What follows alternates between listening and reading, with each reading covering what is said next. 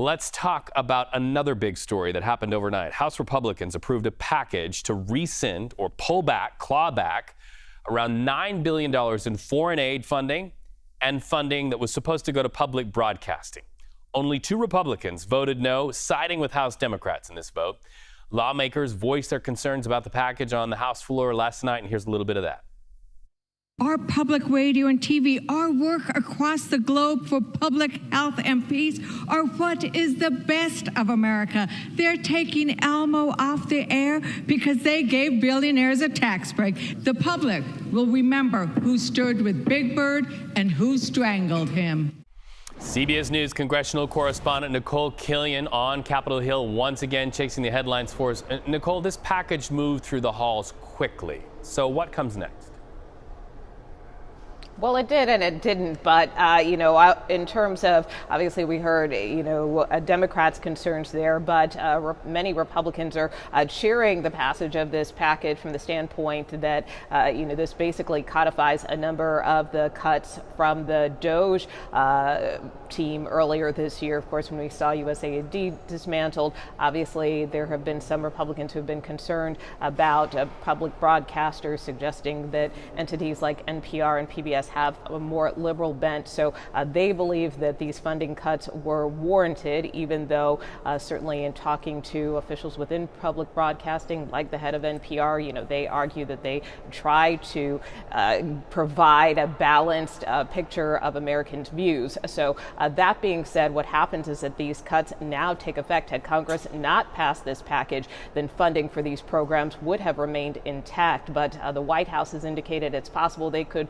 perhaps submit more rescission requests to Congress in the future. So this may not be the last package like this that we see here on Capitol Hill. Wow. So more money to be clawed back potentially. Nikole, okay, so let's put that aside and talk about what is arguably the elephant in the room for many people in many of the offices there under the roof where you report live from. And that is, of course, talk about the Jeffrey Epstein case, the calls for transparency to release more information.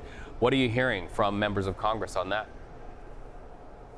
Yeah, well, to your point earlier about the rescissions package moving quickly, why in some views here on Capitol Hill it didn't move so quickly is because, especially in the House last night, it was tied up over this issue over releasing the Epstein files. There was a pretty rigorous debate in the Rules Committee. Keep in mind, with any major piece of legislation, you've got to take these procedural steps, pass a rule before you can ultimately vote on a final piece of legislation. Well, before that rescissions package could hit the floor, there was a debate in the Rules Committee about releasing these files. There is a bipartisan bill right now calling on the Attorney General to release these files within the next 30 days. So some Democrats on the Rules Committee wanted to see that amendment advanced before moving forward with this rescissions package. Republicans voted it down, and instead what they agreed to was a separate rule, which basically is a non-binding resolution expressing support for the release of these files. Of course, we have seen an outcry from both Democrats and Republicans to make this information available and for full transparency. So even a spending cuts package somehow got tied to this last night, which I think is an indication of the concern that many members of Congress have around this issue. I think you've earned a weekend, although I have a feeling you get a lot of emails that keep you busy on the weekends. Nikole Killion, always great to talk to you. Thank you so much. All right, so let's go from a brilliant journalist to a brilliant legal mind. CBS News legal contributor Jessica Levinson. She joins me now from Los Angeles. Jessica, walk our audience through, if you will, the process of filing motions to unseal grand jury records. How does it work, and how long does it typically take? So this could take a while, and I appreciate the way you frame the question, which is acknowledging that a judge is going to make the ultimate determination as to whether or not grand jury testimony will be released to the public. The baseline rule is that grand jury testimony is secret, and that's meant to protect the process, protect witnesses from intimidation. And so there needs to be essentially a really good reason why you would release testimony to the public. So the motions will be filed. There could be an opposition. The court will take it under consideration. The court will look to see basically what's the public interest in releasing this information versus what's the interest in privacy, in keeping these in keeping the default rule, which is keeping these documents secret, at which point we could be talking about weeks, if not months. And then Reid, of course, as we all know, the party who is disappointed could then appeal that decision. So this is not Trump says to Pam Bondi, we should release this information and we're going to see it by the weekend. That's not how this will work. Which, of course, then opens the question of so many people who have such an appetite for this story about which judge will get it, who appointed that judge, how that judge rose to power, which makes me wonder if this will satiate the naysayers, even at that point, Jessica.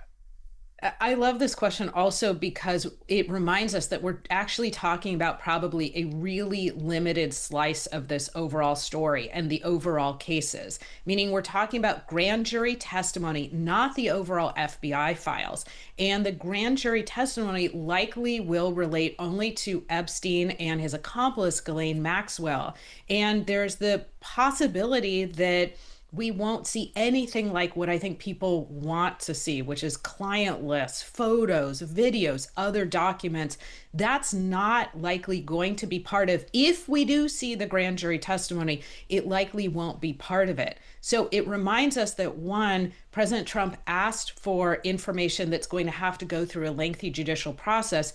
And two, it's probably not, to be honest, the information that many people are hoping to see if we see it at all. All right, Jessica Levinson, if and when we do see it, we know you'll go through every jot, every tittle, and you'll be able to tell us what has happened there and make it make sense to us. Always great to see you, friend.